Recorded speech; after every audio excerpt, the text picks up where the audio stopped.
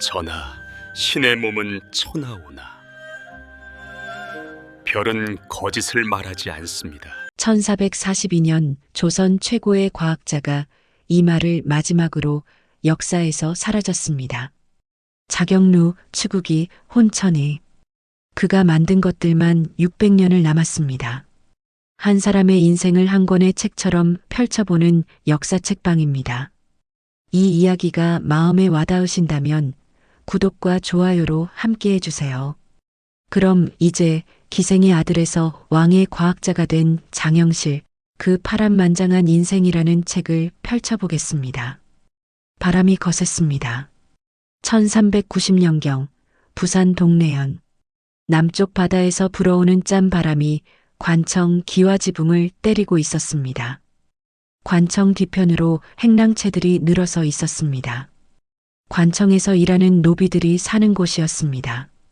낮고 허름한 방들이 다닥다닥 붙어 있었고 지붕 사이로 바람이 새어 들어왔습니다. 그 행랑채 구석 가장 허름한 방에서 아이 울음소리가 터져 나왔습니다. 기생이 아이를 낳은 것입니다. 아이의 어머니는 동래현 광기였습니다. 관청에 소속된 기생이라는 뜻입니다. 조선시대 기생은 천민 중에서도 가장 낮은 신분이었습니다. 사람 취급을 받지 못했습니다. 물건처럼 사고 팔렸고 관청의 소유물로 여겨졌습니다. 아이의 아버지에 대해서는 기록이 거의 없습니다. 세종실록에는 단 한 줄만 적혀 있습니다. 아버지가 원나라 소주, 항주 사람이다. 그게 전부입니다. 원나라에서 건너온 사람이라는 것. 아마도 고려 말의 귀화한 기술자 집안이었을 것이라고 학자들은 추측합니다. 그러나 확실한 것은 아무것도 없습니다. 사실 아버지가 누구인지는 중요하지 않았습니다. 조선에는 종모법이라는 것이 있었습니다. 어머니가 노비이면 자식도 노비가 된다는 법입니다. 아버지가 왕족이든 양반이든 외국인이든 상관없었습니다. 어머니가 천민이면 자식도 천민이었습니다. 아이의 운명은 태어나기 전에 이미 정해져 있었습니다. 아이의 이름은 영실이었습니다. 그러나 그 이름을 불러주는 사람은 많지 않았습니다. 노비에게 이름이 무슨 소용이 있었겠습니까? 그는 그냥 야 또는 이놈이었습니다. 관청에서 심부름하는 노비의 아들, 기생의 자식. 그것이 그의 정체성의 전부였습니다. 영실의 어린 시절에 대한 기록은 전혀 남아있지 않습니다. 아무도 노비의 어린 시절을 기록하지 않았으니까요. 그러나 우리는 상상할 수 있습니다. 동래현 관청 마당을 쓸고 물을 깃고 어른들 심부름을 하던 아이. 해가 뜨면 일어나 일하고 해가 지면 쓰러져 자던 아이. 배고픔과 추위와 멸시 속에서 하루하루를 버티던 아이. 그런데 그 아이에게는 남다른 것이 하나 있었습니다. 손이었습니다. 영실아, 이것 좀 봐라. 어느 날 관청에 늙은 종이 부러진 호미를 들고 왔습니다. 농사철이 다가오는데 연장이 부러지면 큰일이었습니다. 대장간에 맡기자니 돈이 들고 새로 사자니 그것도 돈이었습니다. 10살도 안 된 영실이 호미를 받아들었습니다. 한참 동안 이리저리 살펴보았습니다. 그러더니 아궁이에서 불을 피우고 부러진 부분을 달구기 시작했습니다. 아무도 가르쳐 준 적이 없었습니다. 그런데 아이는 이미 알고 있는 것처럼 움직였습니다. 얼마 후 호미가 고쳐졌습니다. 부러진 자리를 이어 붙이고 두들겨서 원래보다 더 단단하게 만들었습니다. 야, 이게 어떻게 된 거냐? 늙은 종이 눈을 동그랗게 떴습니다. 대장장이도 아닌 애가 어떻게 이런 일을 해낸 거냐는 거였습니다. 그 뒤로 소문이 퍼졌습니다. 동래현 관청에 손재주가 기가 막힌 노비애가 있다고. 뭐든지 고친다고. 농기구, 수레바퀴, 문고리, 뒤주, 가마솥다리. 부러지고 망가진 것은 무엇이든 그 애한테 가져가면 된다고. 영실아, 이거 고쳐라. 영실아, 이것도 좀 봐라. 영실은 바빠졌습니다. 본래 해야 할 로비 일에다가 온갖 수리까지 떠맡게 되었습니다. 힘들었을 것입니다. 그러나 영실은 싫지 않았을 것입니다. 적어도 무언가를 고치고 만들 때만큼은 자신이 노비가 아니라 무언가를 할 수 있는 사람처럼 느껴졌을 테니까요. 세월이 흘렀습니다. 영실은 청년이 되었습니다. 그의 손재주는 더욱 정교해졌습니다. 단순히 고치는 것을 넘어서 새로운 것을 만들어내기 시작했습니다. 농기구를 개량했고 수레를 더 튼튼하게 만들었고 심지어 무기도 손봤습니다. 왜구가 자주 출몰하는 동네에서 무기 수리는 중요한 일이었습니다. 저놈 손재주는 하늘이 내린 것이야. 동네 사람들은 그렇게 수군거렸습니다. 그러나 아무도 그를 장영실이라고 부르지는 않았습니다. 여전히 그는 기생의 아들, 관청 노비였습니다. 하늘이 내린 재주가 있어도 신분은 바뀌지 않았습니다. 노비는 죽을 때까지 노비였습니다. 그런데 누군가가 이 청년을 보고 있었습니다. 동네연의 수령이었습니다. 수령은 영실이 만들고 고친 것들을 유심히 살펴보았습니다. 농기구의 개량된 부분, 수레의 튼튼해진 구조, 무기의 정교해진 칼날. 보통 솜씨가 아니었습니다. 대장간에서 수십 년 일한 장인도 이 정도는 못할 것 같았습니다. 이 자를 이대로 두긴 아깝구나. 수령은 생각에 잠겼습니다. 당시 조선에는 청거제도라는 것이 있었습니다. 지방에서 뛰어난 인재를 발견하면 중앙에 추천할 수 있었습니다. 물론 대부분은 양반 자제들이 추천되었습니다. 노비가 청거되는 일은 거의 없었습니다. 그러나 수령은 결심했습니다. 이자를 한양으로 청거하겠다. 그렇게 장영실의 인생이 바뀌기 시작했습니다. 태종 말년 장영실은 한양으로 올라왔습니다. 평생 동네를 벗어나 본 적 없는 노비였습니다. 바다와 산으로 둘러싸인 작은 고을이 그의 세계의 전부였습니다. 그런데 갑자기 수도 한양입니다. 궁궐입니다. 왕이 사는 곳입니다. 처음 한양에 도착했을 때 장영실은 무슨 생각을 했을까요? 기록에는 남아있지 않습니다. 그러나 분명 압도당했을 것입니다. 동네의 허름한 관청과는 비교도 안 되는 거대한 궁궐, 수백, 수천 명의 관리와 군사와 노비들, 끝없이 이어지는 담장과 정각들. 장영실은 궁궐의 상의원에 배치되었습니다. 상의원은 왕의 의복과 궁중 물품을 관리하는 기관이었습니다. 거기서 장영실은 이것저것 고치고 만드는 일을 맡았습니다. 신분은 바뀌지 않았습니다. 그는 여전히 노비였습니다. 다만 일하는 곳이 동네 관청에서 한양 궁궐로 바뀌었을 뿐입니다. 하는 일도 비슷했습니다. 부러진 것 고치고 망가진 것 수리하고 필요한 것 만들고 달라진 것은 없었습니다. 아니, 한 가지 달라진 것이 있었습니다. 궁궐에는 책이 있었습니다. 동네에서는 책을 볼 기회가 거의 없었습니다. 노비가 글을 읽는다는 것 자체가 드문 일이었고 설령 글을 안다 해도 책을 구할 수가 없었습니다. 그러나 궁궐은 달랐습니다. 조선 최고의 책들이 모여 있는 곳이었습니다. 물론 노비가 마음대로 책을 볼 수는 없었지만 가끔씩 기회가 있었습니다. 물건을 수리하러 이 정각 저 정각을 다니다 보면 책을 슬쩍 볼 수 있었습니다. 장영실은 그를 알았습니다. 언제 어떻게 배웠는지는 알 수 없습니다. 어쩌면 아버지에게 배웠을 수도 있고 관청의 누군가에게 배웠을 수도 있습니다. 어쨌든 그는 한자를 읽을 줄 알았고 그것이 그의 인생을 바꾸게 됩니다. 밤이면 장영실은 몰래 책을 읽었습니다. 기술에 관한 책, 천문에 관한 책, 기계에 관한 책. 읽고 또 읽었습니다. 낮에는 손으로 일하고 밤에는 머리로 공부했습니다. 아무도 시키지 않았습니다. 그냥 알고 싶었습니다. 세상이 어떻게 돌아가는지, 기계가 어떻게 작동하는지, 하늘이 어떻게 움직이는지, 그렇게 몇 년이 흘렀습니다.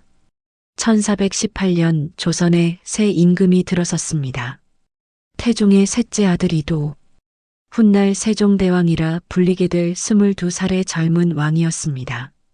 세종은 즉위하자마자 하늘에 관심을 기울였습니다. 비유가 아닙니다. 정말로 밤마다 별을 관찰하고 낮에는 천문서적을 연구했습니다. 신하들이 걱정할 정도였습니다. 전하, 용체를 돌보셔야 합니다. 밤새 별을 보시면 건강을 해치십니다. 그러나 세종은 멈추지 않았습니다. 그에게는 이유가 있었습니다. 조선은 농업국가였습니다. 나라의 근본이 농사였습니다. 농사를 잘 지으려면 절기를 정확히 알아야 했습니다. 언제 씨를 뿌리고 언제 모내기를 하고 언제 거두어야 하는지 그것을 알려면 달력이 필요했습니다. 정확한 달력. 문제는 조선에 자체 달력이 없다는 것이었습니다. 조선은 중국 명나라의 달력을 그대로 가져다 쓰고 있었습니다. 그런데 중국과 조선은 위도가 다릅니다. 해가 뜨고 지는 시간이 다르고 절기도 미묘하게 다릅니다. 중국 달력으로는 조선의 농사를 정확히 지도할 수 없었습니다. 조선에는 조선의 하늘이 있어야 한다.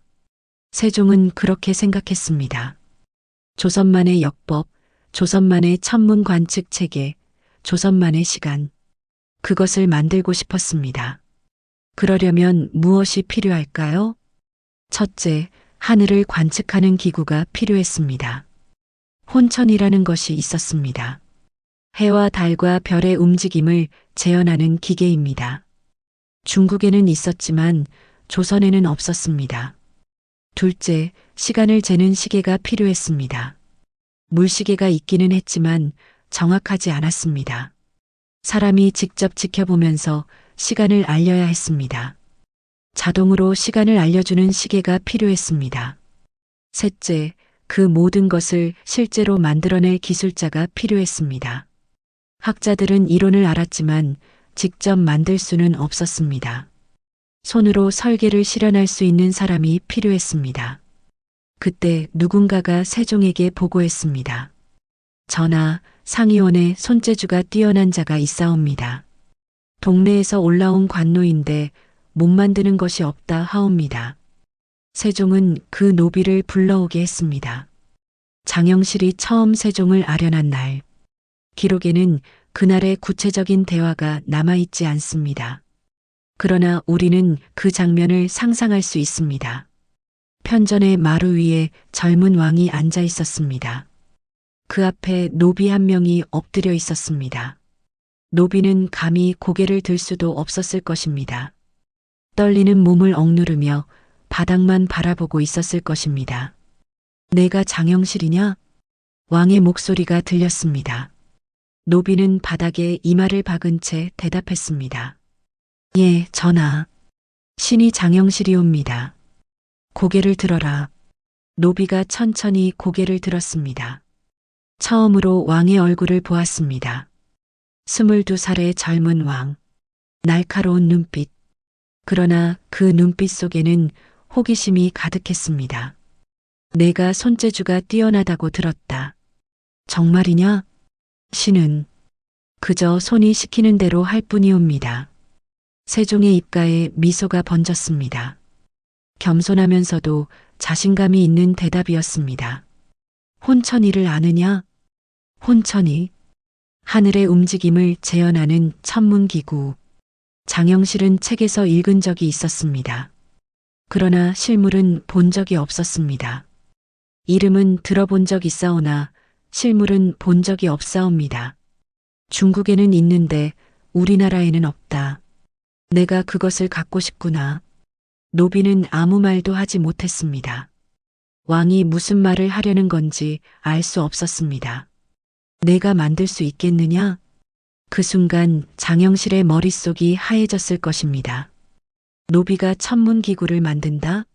그런 일은 조선 건국 이래 한 번도 없었습니다. 그것은 학자들의 일이었고 고위 관리들의 일이었습니다. 천한 노비가 할 수 있는 일이 아니었습니다. 그러나 왕은 진지했습니다. 농담이 아니었습니다.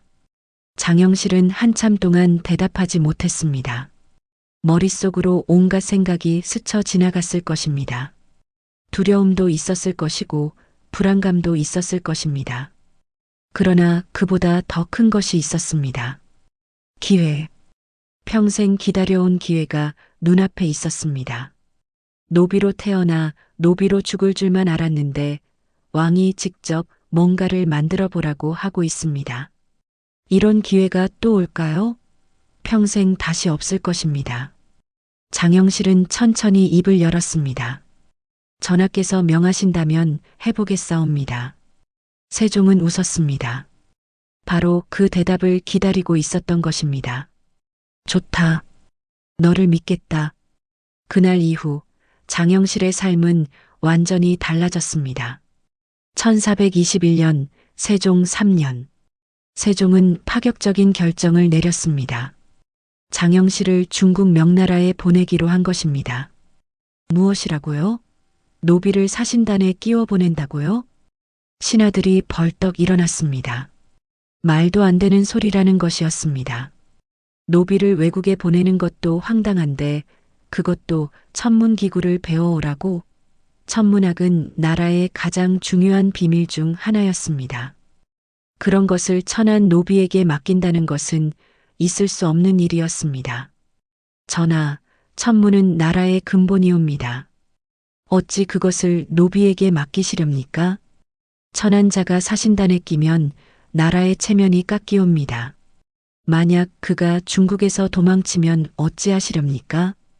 온갖 반대가 쏟아졌습니다. 그러나 세종은 뜻을 굽히지 않았습니다. 장영실의 신분은 낮으나 재주는 천하제일이다. 그가 아니면 누가 가서 배워오겠느냐? 학자들은 이론은 알아도 기구를 만들지 못한다. 장영실은 만들 수 있다. 결국 장영실은 천문관 윤사홍, 최청구와 함께 명나라로 떠났습니다. 세종이 그에게 내린 명은 명확했습니다. 명나라의 혼천이를 살펴보고 물시계의 원리를 익히고 천문에 관한 서적을 구해오라. 조선에도 조선의 하늘이 있어야 한다. 내가 그것을 만들어라. 장영실은 배에 올랐습니다. 부산 동네에서 나고 자란 그가 바다를 건너 중국으로 갑니다. 꿈에도 생각해 본 적 없는 일이었습니다. 그러나 명나라에 도착한 장영실은 곧 벽에 부딪혔습니다. 천문 관측대 주변은 철통 같은 경비에 막혀 있었습니다. 황제의 허락 없이는 아무도 들어갈 수 없었습니다. 궁궐 안에 있는 물시계도 마찬가지였습니다. 구경조차 할 수 없었습니다. 명나라는 천문학 기술을 철저히 비밀로 관리하고 있었습니다. 특히 조선 같은 속국에는 더더욱 보여주지 않았습니다. 장영실은 절망했을 것입니다. 왕의 명을 받고 왔는데 아무것도 배우지 못하고 돌아가야 하나? 그러면 어떻게 되는 거지? 왕이 실망하면 다시 동네의 노비로 돌아가야 하나? 그때 장영실은 생각을 바꿨습니다. 직접 볼 수 없다면 다른 방법을 찾아야 했습니다. 장영실이 찾아간 곳은 북경의 유리창 거리였습니다. 세계 각국의 상인과 학자들이 모이는 곳, 온갖 희귀한 물건과 책들이 거래되는 곳이었습니다. 거기서 장영실은 눈을 의심했습니다. 아라비아에서 온 천문학 서적이 있었습니다. 유럽의 기계 제작 기술에 관한 책도 있었습니다. 중국의 고대 천문 기록들도 있었습니다. 세상의 온갖 지식이 그 거리에 모여 있었습니다. 이거다. 장영실은 가진 돈을 몽땅 털어 책을 샀습니다.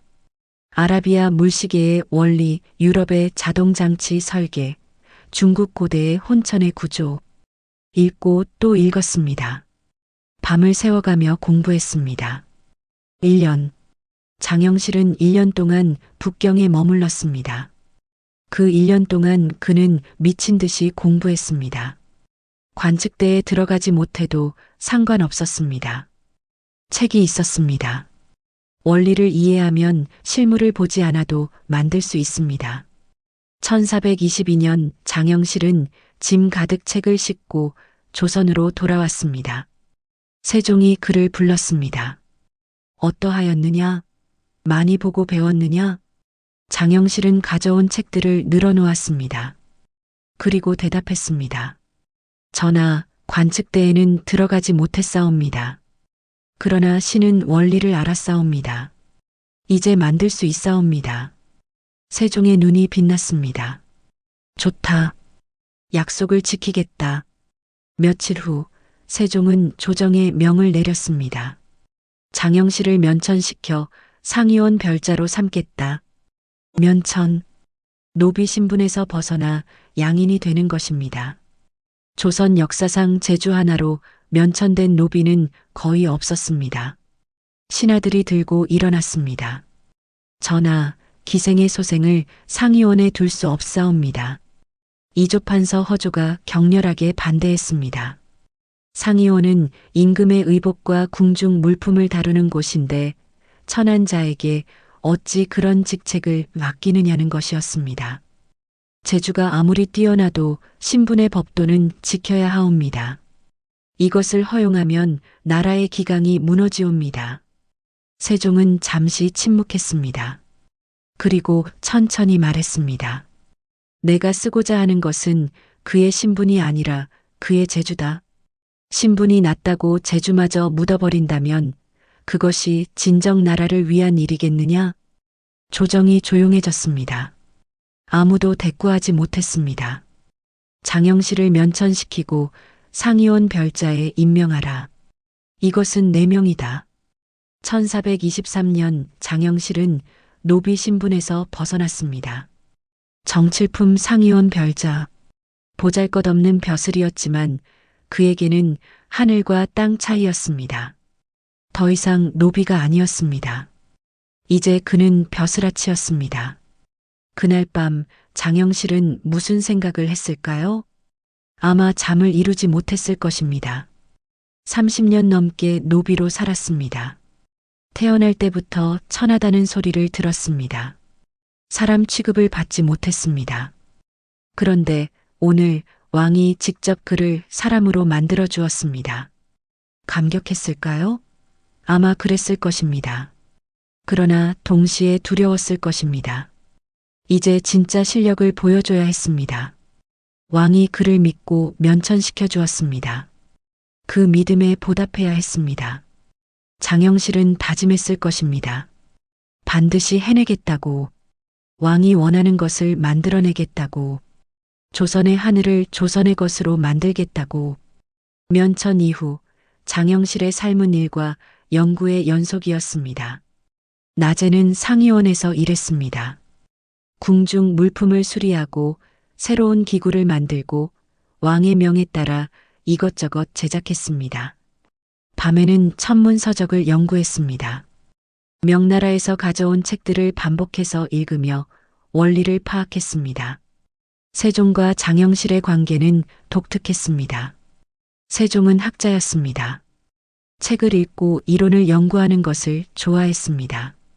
밤을 새워 천문학 서적을 읽고 복잡한 계산을 했습니다. 그러나 세종은 손재주가 없었습니다. 머릿속에 아무리 좋은 아이디어가 있어도 직접 만들 수는 없었습니다. 장영실은 달랐습니다. 그는 이론보다 실천에 강했습니다. 원리를 이해하면 손이 저절로 움직였습니다. 세종이 구상하면 장영실이 만들었습니다. 세종이 그림을 그리면 장영실이 그것을 현실로 바꿨습니다. 군신 관계이면서 동시에 파트너 관계였습니다. 두 사람은 자주 만났습니다. 세종이 장영실을 불러서 새로운 아이디어를 설명하면 장영실은 그것이 가능한지 검토하고 의견을 말했습니다. 때로는 세종의 아이디어에 수정을 제안하기도 했습니다. 전하, 이 부분은 이렇게 바꾸면 더 정확할 것 같사옵니다. 노비 출신이 왕에게 의견을 제시하는 것. 다른 신하들이 보면 기겁할 일이었습니다. 그러나 세종은 개의치 않았습니다. 오히려 장영실의 의견을 환영했습니다. 그렇구나. 내 말이 맞다. 그렇게 해보자. 두 사람 사이에는 신뢰가 있었습니다. 세종은 장영실의 재주를 믿었고 장영실은 세종의 비전을 믿었습니다. 그러나 다른 신하들의 눈은 달랐습니다. 양반들은 장영실을 곱게 보지 않았습니다. 면천되었다고 해서 기생의 아들이라는 사실이 지워지는 것은 아니었습니다. 그들 눈에 장영실은 여전히 천한 자였습니다. 그런 자가 왕의 총애를 받고 자신들과 함께 조정에 서고 있다? 참을 수 없는 일이었습니다.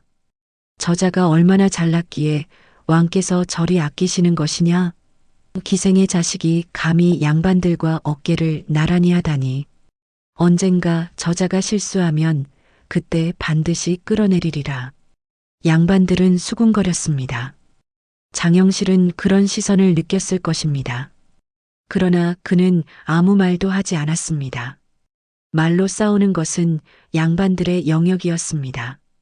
장영실에게는 손이 있었습니다. 그는 손으로 대답하기로 했습니다. 1432년 혼천이가 완성되었습니다. 장영실이 중국에서 돌아온 지 10년 만이었습니다. 10년 동안 연구하고 실험하고 실패하고 다시 시도했습니다. 수없이 많은 시행착오 끝에 마침내 완성했습니다. 혼천이는 단순한 기구가 아니었습니다. 하늘의 축소판이었습니다. 해와 달과 별이 어떻게 움직이는지 그대로 재현하는 기계였습니다. 동그란 틀 안에 여러 개의 고리가 겹쳐 있고 그 고리들이 움직이면서 천체의 운동을 보여주었습니다. 세종이 직접 와서 살펴보았습니다. 이것이 혼천이인가? 예, 전하.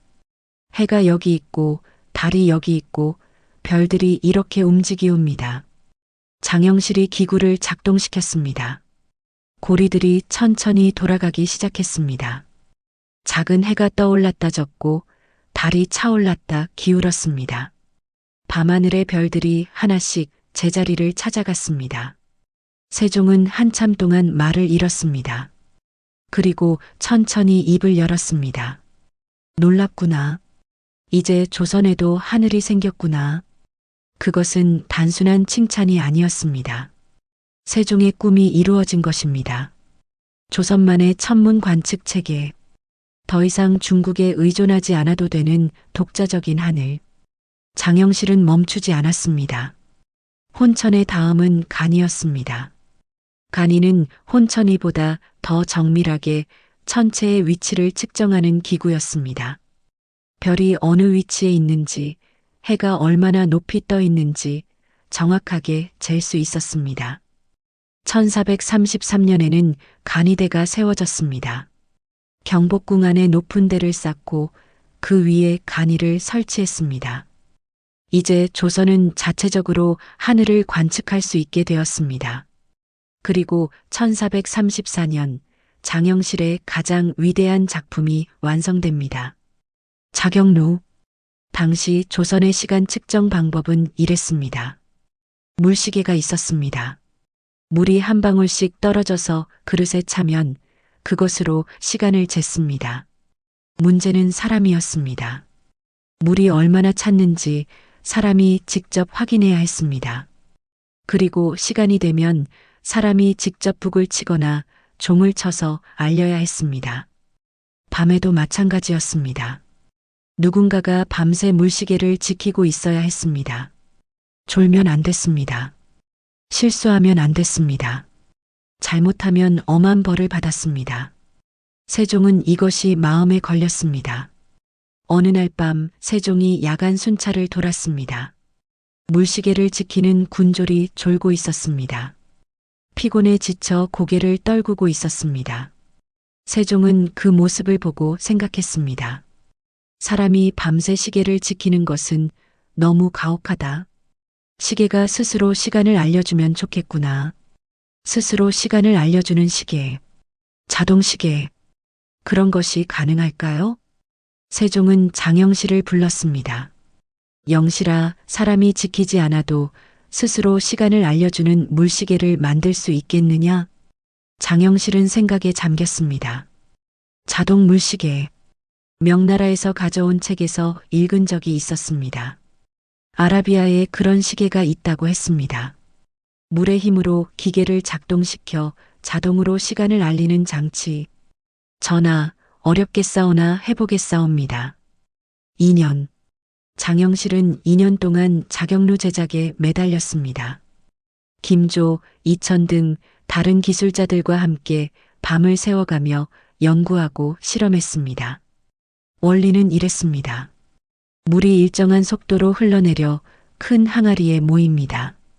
항아리 안에는 부표가 있습니다. 물이 차면 부표가 떠오릅니다.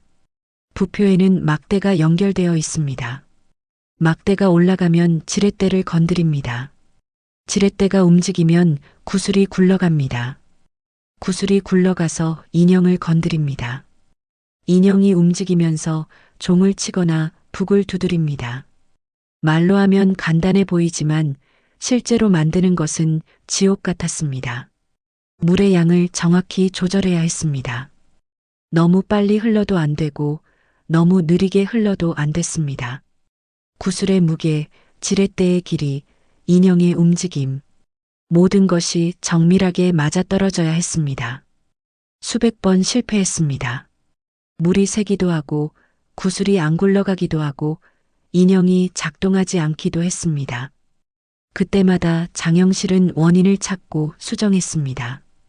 포기하지 않았습니다. 1434년 여름 마침내 자경루가 완성되었습니다. 경복궁 남쪽에 보르각이 세워졌습니다. 그 안에 자경루가 설치되었습니다. 시험 가동날 세종이 직접 왔습니다. 신하들도 모여들었습니다. 해가 지고 밤이 왔습니다. 아무도 시계를 건드리지 않았습니다. 모두가 숨을 죽이고 지켜보았습니다. 그때 물이 흐르기 시작했습니다. 항아리 안의 부표가 천천히 떠올랐습니다. 막대가 움직였습니다. 지렛대가 기울었습니다. 구슬이 굴러갔습니다. 딸랑.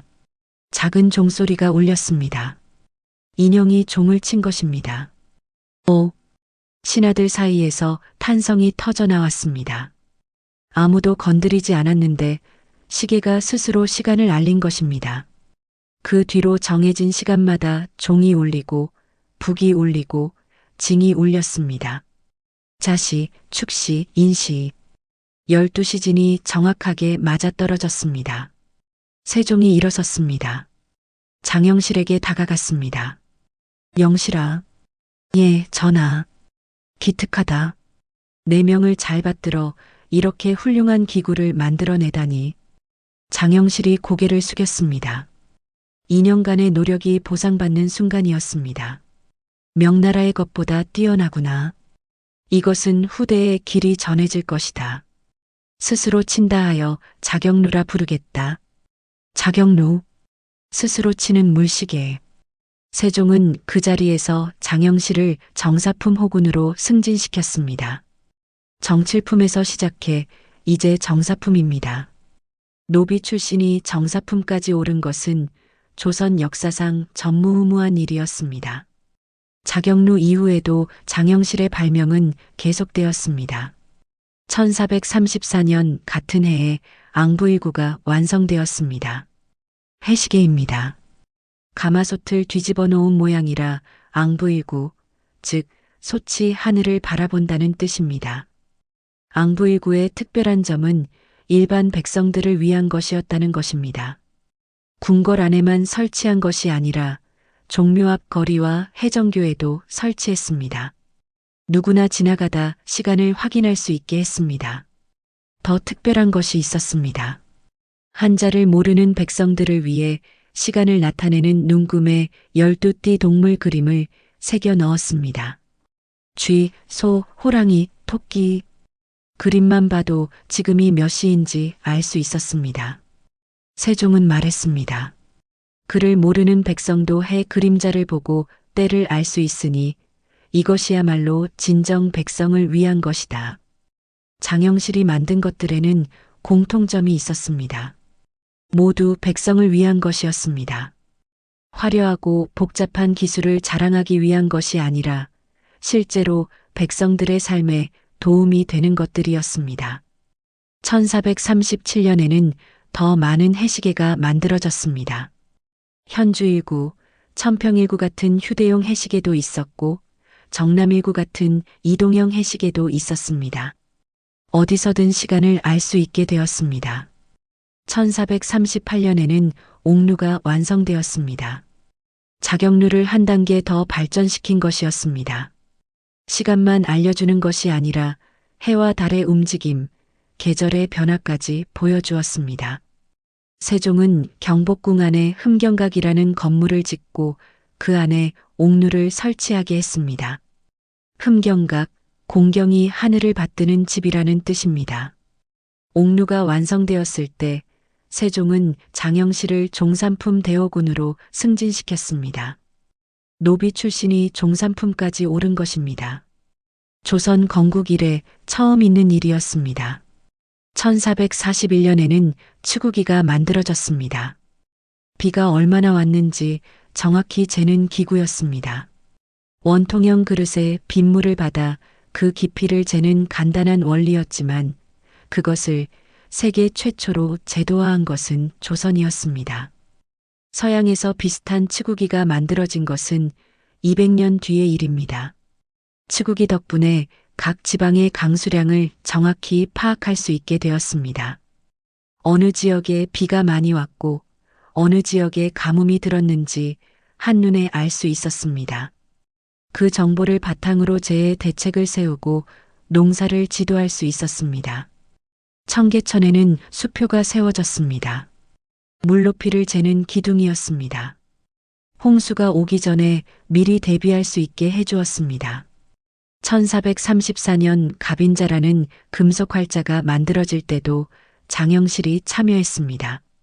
한국 활자의 백미라고 불리는 정교한 활자입니다. 인쇄 능률이 비약적으로 향상되었습니다.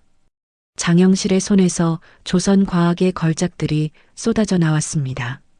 천문기구, 시계, 측량기구, 인쇄기술.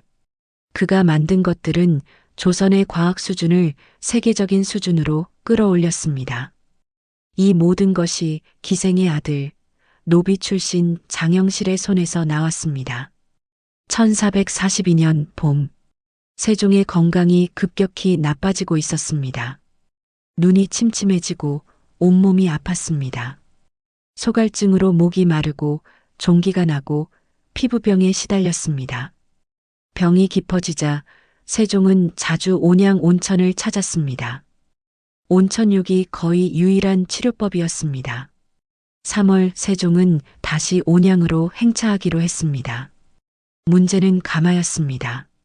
세종이 탈 가마를 새로 만들어야 했습니다. 병이 깊은 왕이 편하게 탈 수 있도록 특별한 가마가 필요했습니다. 가마 제작의 감독은 장영실에게 맡겨졌습니다.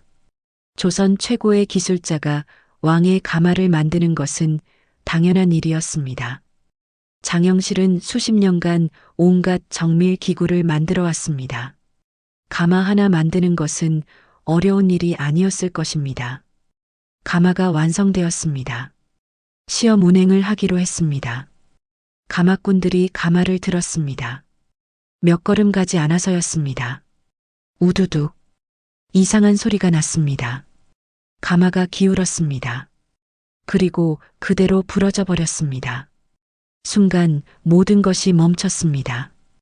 가마꾼들이 얼어붙었습니다. 지켜보던 신하들의 얼굴이 창백해졌습니다. 왕이 타기 직전이었습니다. 한 발짝만 늦었으면 세종이 땅바닥에 내동댕이 쳐졌을 것입니다. 소식이 순식간에 퍼졌습니다. 왕의 가마가 부러졌다. 장영실이 만든 가마가. 신하들이 들끓기 시작했습니다. 임금이 타실 가마가 부러지다니. 이것은 불경죄다. 장영실을 당장 의금부에 넘겨야 합니다. 엄히 다스려 본보기를 보여야 합니다. 불경죄. 임금의 존엄을 해친 죄입니다. 조선에서 가장 무거운 죄 중 하나입니다. 사형에 해당할 수도 있는 죄입니다. 며칠 후 장영실은 의금부에 끌려갔습니다. 의금부 취조실은 어둡고 차가웠습니다. 장영실이 무릎을 꿇고 앉아 있었습니다. 신문관들이 그를 내려다보고 있었습니다. 내가 가마를 감독하여 제작했느냐? 예, 그러하옵니다. 어찌하여 가마가 부러졌느냐? 장영실은 대답하지 못했습니다. 왜 가마가 부러졌는지 그도 알 수 없었습니다. 분명 튼튼하게 만들었다고 생각했습니다. 나무도 좋은 것을 썼고 결합도 단단히 했습니다. 그런데 왜? 견고하지 못하게 만든 까닭이 무엇이냐? 신도 알 수 없사옵니다. 분명 튼튼하게 만들었는데 혹시 고의로 그런 것이 아니냐? 고의. 그 말에 장영실의 얼굴이 굳었습니다. 고의라니 임금을 해치려 했다는 뜻입니다. 절대 그러하지 않사옵니다. 신이 어찌 감히. 그러면 왜 가마가 부러졌느냐? 내가 감독했는데 왜 부러졌느냐? 장영실은 아무 말도 하지 못했습니다. 변명할 말이 없었습니다. 자신이 감독했고 가마가 부러졌습니다. 원인이 무엇이든 책임은 자신에게 있었습니다. 국문은 며칠간 계속되었습니다. 사헌부에서 처벌을 요구하는 상소가 올라왔습니다. 장영실에게 곤장 100대를 치고 삭탈관직해야 합니다. 곤장 100대. 그것은 사실상 사형 선고나 마찬가지였습니다. 50이 넘은 사람이 곤장 100대를 맞으면 살아남기 어렵습니다. 세종은 어떻게 했을까요? 며칠 동안 세종은 아무런 결정도 내리지 않았습니다. 신하들의 상소가 계속 올라왔지만 왕은 침묵했습니다. 세종은 무슨 생각을 했을까요? 20년을 함께한 동지였습니다. 조선의 하늘을 함께 만든 사람이었습니다. 자경루, 혼천의 앙부일구, 그 모든 걸작을 함께 만들었습니다. 그런 사람을 가마 하나 때문에 죽게 내버려 둘 수 있을까요? 그러나 세종에게도 한계가 있었습니다. 양반들의 반발이 너무 거셌습니다. 20년 동안 쌓인 불만이 터져나오고 있었습니다. 보시오, 천한자를 높이니 이런 일이 벌어지지 않았소? 기생의 아들을 대오군까지 올리더니 결국 이 꼴이 되었소. 신분의 법도를 어기면 안 된다고 내 말하지 않았소? 세종이 장영실을 감싸면 양반들은 왕에게도 책임을 물을 것입니다. 전하께서 천한자를 높이시니 이런 화가 생긴 것입니다. 그렇게 되면 왕권이 흔들릴 수도 있었습니다. 결국 세종은 결정을 내렸습니다. 장영실에게 곤장 80대를 치고 벼슬을 삭탈하라. 100대에서 80대로 줄인 것입니다. 세종이 할 수 있는 최대한의 배려였을 것입니다. 그러나 그것이 전부였습니다. 왕도 신하들의 압박 앞에서는 한계가 있었습니다. 1442년 4월 27일 장영실은 곤장 80대를 맞았습니다. 그리고 벼슬을 빼앗기고 궁궐에서 쫓겨났습니다. 그 후 장영실에 대한 기록은 완전히 사라집니다. 어디로 갔는지 아무도 모릅니다. 고향 동네로 돌아갔을까요? 어딘가에 숨어 살았을까요? 곤장의 후유증으로 얼마 지나지 않아 죽었을까요? 기록이 없습니다. 출생 기록도 없고 사망 기록도 없습니다. 조선왕조실록에 그의 이름이 마지막으로 등장하는 것은 1442년 4월 27일 형이 감해졌다는 기록입니다. 그 이후로는 침묵입니다. 세종은 1450년까지 8년을 더 살았습니다. 그 8년 동안 세종은 왜 장영실을 다시 부르지 않았을까요? 부르려 해도 장영실이 이미 죽었기 때문일 수도 있습니다. 곤장 80대면 치명적인 부상을 입을 수 있습니다. 50이 넘은 나이에 그런 형벌을 받고 살아남기 어려웠을 것입니다. 아니면 세종이 일부러 부르지 않은 것일 수도 있습니다. 장영실을 영원히 역사에서 지우기 위해서 어떤 학자들은 명나라와 관련이 있을 것이라고 추측합니다. 당시 명나라는 조선의 독자적인 천문학 발전을 경계하고 있었습니다. 천문학은 황제의 권위를 상징했기 때문입니다. 속국인 조선이 자체역법을 가지는 것은 명나라 입장에서 불쾌한 일이었습니다. 어쩌면 가마 사건은 명나라를 의식한 것이었을 수도 있습니다. 천문기구 제작의 핵심 인물이 사라지면 명나라의 경계심도 누그러들 테니까요. 세종과 장영실 사이에 모종의 밀약이 있었다고 추측하는 학자들도 있습니다. 진실이 무엇인지는 알 수 없습니다. 600년의 세월이 모든 것을 묻어버렸습니다.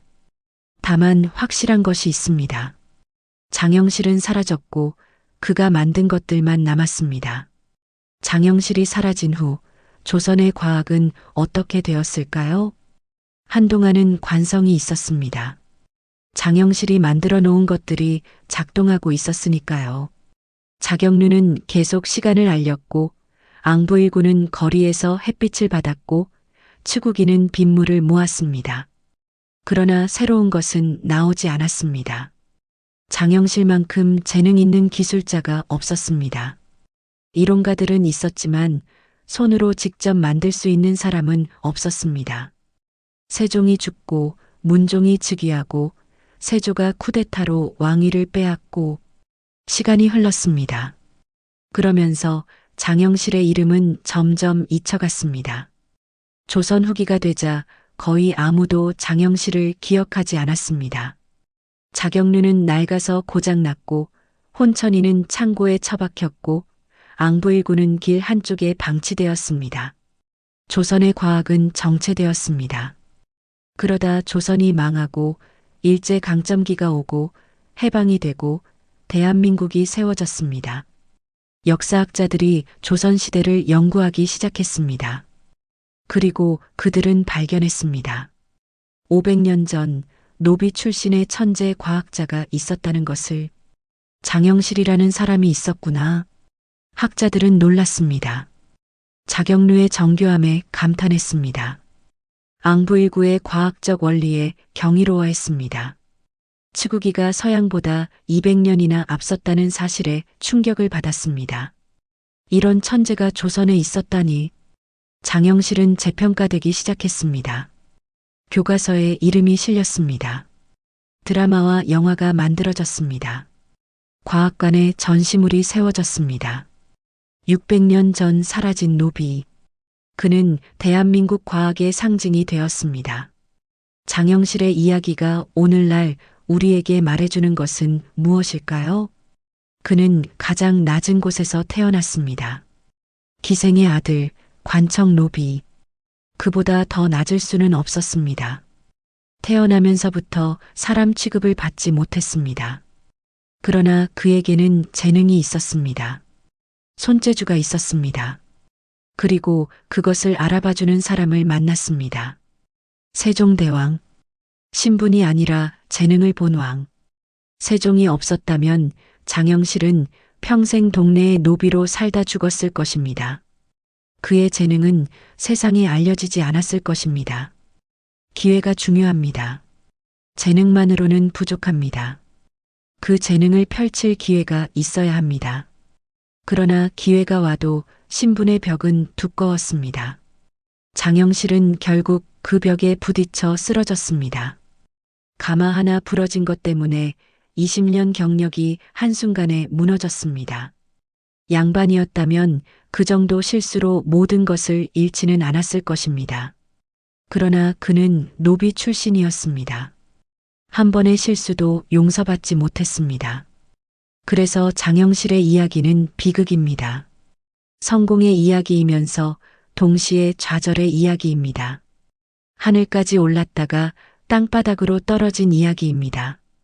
그러나 동시에 희망의 이야기이기도 합니다. 장영실은 사라졌지만 그가 만든 것들은 남았습니다. 600년이 지난 지금도 우리는 자경루를 보고 앙부일구를 보고 추구기를 봅니다. 사람은 죽어도 그가 남긴 것은 죽지 않습니다. 장영실은 평생 하늘을 올려다보았습니다. 별을 관찰하고 해의 움직임을 연구하고 달의 궤도를 계산했습니다. 그리고 그것을 기구로 만들어 조선의 백성들에게 전해주었습니다. 별은 거짓을 말하지 않습니다. 해가 뜨고 지는 것, 달이 차고 기우는 것, 별들이 하늘을 도는 것. 그것은 신분과 상관없이 모든 사람에게 똑같습니다. 노비에게도 왕에게도 양반에게도 하늘 앞에서는 모두가 평등합니다. 어쩌면 그것이 장영실이 평생 추구한 것이었는지도 모릅니다. 신분이 아닌 진실, 편견이 아닌 정확함, 거짓 없는 하늘. 오늘 밤 하늘을 올려다보십시오. 거기에는 장영실이 보았던 별들이 여전히 빛나고 있습니다. 600년 전이나 지금이나 별은 같은 자리에서 같은 빛을 내고 있습니다. 장영실이 만든 혼천의 속에서 돌던 그 별들이, 그가 남긴 것은 기구만이 아닙니다. 신분의 벽을 넘으려 했던 도전, 포기하지 않았던 열정, 백성을 위해 과학을 했던 마음, 그것이 600년을 건너 우리에게 전해지고 있습니다. 노비의 아들로 태어나 왕의 과학자가 된 남자. 하루아침에 모든 것을 잃었지만 600년 후에 다시 빛나는 별이 된 천재. 조선이 낳은 가장 위대한 발명가. 장영실. 그는 별이 되었습니다.